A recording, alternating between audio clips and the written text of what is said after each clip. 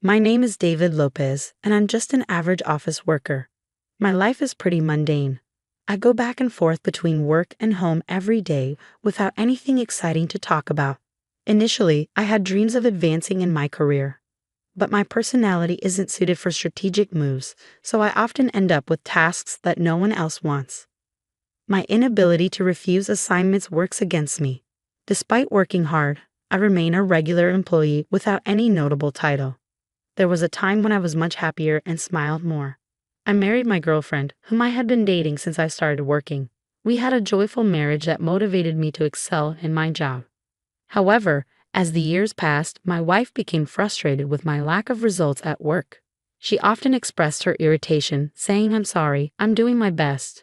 But she would respond, "How many years and how many times have you said that?" She had hoped marrying me would lead to a better life. But with my low salary, she felt restricted. Mary loved spending on herself, from beauty treatments to clothes. She thought life would be luxurious because I'm a doctor's son, and my father owned a clinic.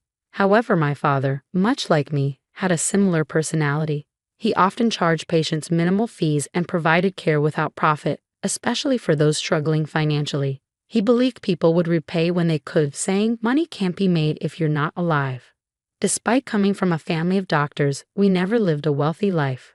As a child, I never felt dissatisfied or questioned this way of living, and I remain proud of my dad to this day. However, Mary decided to marry me assuming I came from a wealthy background, without knowing our true situation. This led to a life completely different from what she had envisioned, and a few years later, she had enough. "I'm done. If this is all we can do, there's no point in being with you. Let's get a divorce," Mary declared one day. "Wait, please. How long do you think I've waited? I'm aging just like you. I need to start over while I still can.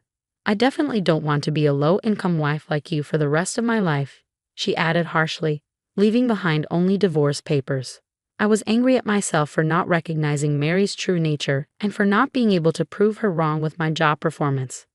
5 years passed, during which I threw myself into work to heal emotional wounds, but my lack of savvy kept me from excelling, leaving me a regular employee. If this continued, what Mary said would come true. I felt utterly miserable. Then, an envelope arrived in my mailbox from Mary. Inside was a wedding invitation. Mary, my ex-wife, whom I hadn't heard from in a long time, was remarrying someone else. Why would my ex-wife send me an invitation? I wondered, noticing the name of a familiar chapel on the postcard. This place, isn't it a super luxurious hotel? Knowing Mary, she must have chosen a wealthy man as her new partner, planning to flaunt her happiness at a lavish hotel wedding just to emphasize the difference between her life now and our life together. I demurred my attendance. I was the one who got dumped, I thought. But maybe from Mary's perspective, my lack of career success was an unexpected turn of events. After pondering for a while, I sighed deeply and stood up from my seat. This is the last time. I guess I'll just go. Despite knowing attending the wedding would hurt my pride, I decided to go anyway. Perhaps, despite everything, Mary had stayed by my side for several years, even if reluctantly. I could somewhat understand her desire to show me that she's fine and finally happy, as a form of revenge. To an outsider, she might appear kind-hearted. Nevertheless, I chose to attend her wedding. On the day of the wedding, the weather was perfect. I arrived a bit early and sat in the lounge, sipping coffee and staring out of the window. Since it was Mary's second wedding, I recognized a few of her friends whom I had met before. Unexpectedly, I overheard a conversation from the seat next to me. After all, Mary did an amazing job to get this wedding, didn't she? Yeah, it's in a luxury hotel this time. It's a step up from the first one. She used to complain that her first husband was a doctor's son, but when she lifted the lid, he was just an ordinary office worker without money. It's really unexpected, isn't it? Hearing them talk about me without realizing I was there, I felt a sharp pain in my heart. So Mary never truly liked me for who I was. I had realized that when we got divorced, but hearing it from someone else made it even harder. Before she divorced her first husband, she had already set her sights on her current husband. "Really well done, Mary. Well calculated," they said. I couldn't believe my ears. So that meant Mary was already in a relationship with her current partner before she even divorced me. My pride was shattered into pieces. She looked down on me so much. But she was the one who was cheating. I started regretting even being at the wedding. Trying to maintain composure, I took another sip of my coffee, but my hand was shaking. Then Mary appeared in front of me, all prepared to move to the bridal room. "You really came. You're really a good person, right?" she sneered at me. With a sigh, trying to hold back my anger, I responded, "Consider it my last duty." "Glad you could find happiness."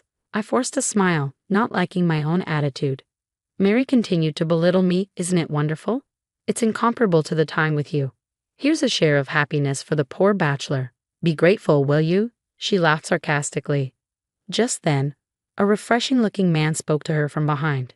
It was the groom, her new husband, Richard. "Mary, it seems like the relatives have gathered. Let's hurry to the bridal room," he said. Her husband glanced at me briefly and gave a slight nod. I reflexively nodded back. As Richard and Mary were about to pass by me, Richard spoke with a pleasant smile. "There's still some time before the ceremony. Please make yourself comfortable." Just then, an older man following Richard, who I assumed was his father, approached me. "Excuse me for asking, but may I have your name?" Feeling uneasy under his serious gaze, I replied, "My name is David Lopez." "Is your father a doctor by any chance?" the groom's dad suddenly asked, appearing frantic. Staggering a bit under his intense presence, I nodded in response to his question. Immediately, the color drained from the groom's dad's face, and he raised his voice. "Richard, the wedding is off right now." "What? Dad, what are you talking about?" Richard looked caught off guard by this sudden declaration. Panicked and confused by this unexpected turn of events, I hurriedly stood up from my seat, insisting, "No, I didn't do anything." Ignoring the commotion around us, the groom's dad began to prostrate himself at my feet. The people around us started murmuring and stirring in confusion. "Dad, what are you doing?" "Please, lift your head," Richard urged his father. But his dad remained bowed down, pressing his forehead to the floor without changing his posture. I was completely lost and had no idea what was happening. Caught in this embarrassing situation, Mary turned red with anger and started to lash out. "Can we just talk about this? Lift your head, please." Trying to calm the situation, I persuaded the groom's dad to lift his head. With tears in his eyes, he pleaded for forgiveness, saying, "I'm begging for your forgiveness. I've been unfaithful to Dr. Lopez."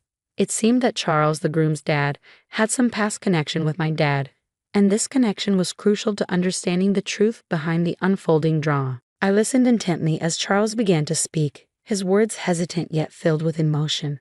He explained that he and my father were fellow doctors, and the story he recounted dated back to my early childhood. At that time, Charles was a trainee doctor at the hospital where my dad had recently started his own medical practice. My father was highly respected for his skills, having trained at a renowned university hospital. Charles, attending the Associated Medical School, looked up to my dad and volunteered to train at his hospital to learn various techniques. One day, Charles's wife gave birth, but sadly, the baby was found to have a congenital heart defect.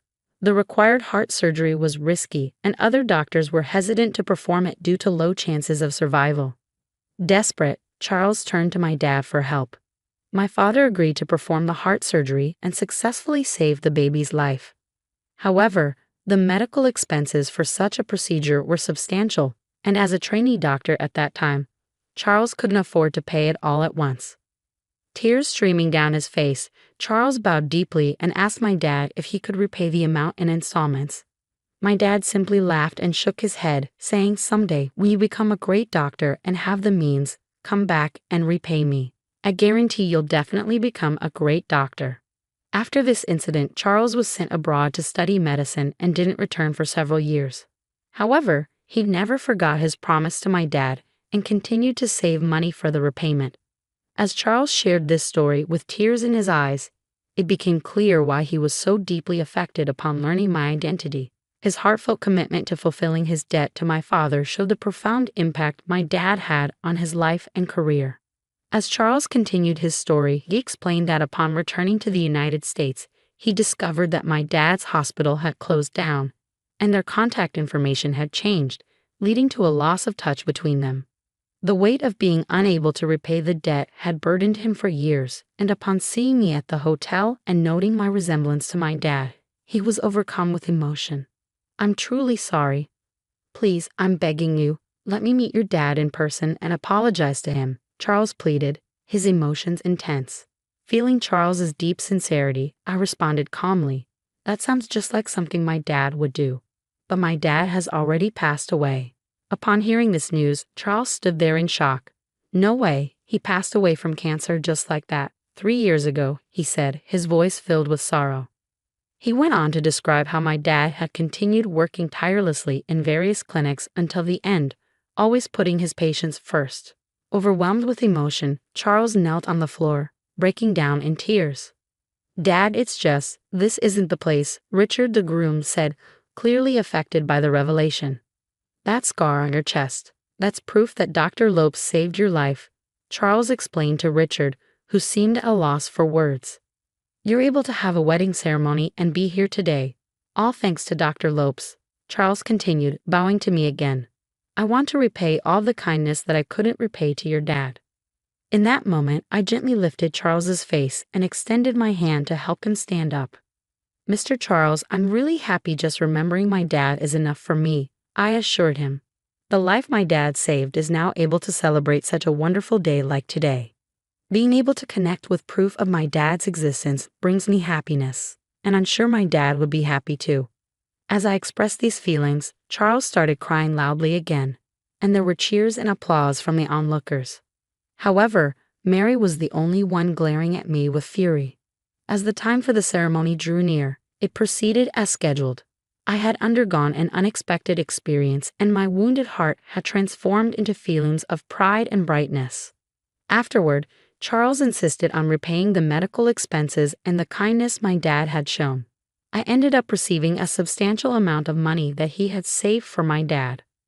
Furthermore, Charles's hospital began doing business with my company, significantly boosting my performance, and I finally got promoted. The kindness and compassion my dad had shown had come back to me in such a meaningful way. I cherished his happiness while recalling the serious look in my dad's eyes when he was working. As for Mary, although she was enjoying her second marriage, her husband eventually found out about her past relationship with me and realized that both her previous and current marriages were motivated by money. This led to another divorce for her.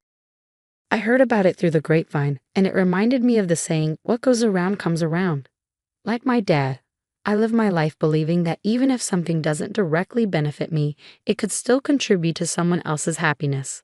Today, seeing someone smile again assures me that my life is definitely heading in the right direction. The exchange was deeply emotional, bridging past debts with present gratitude and bringing closure to a chapter of unfinished business between Charles and my late father.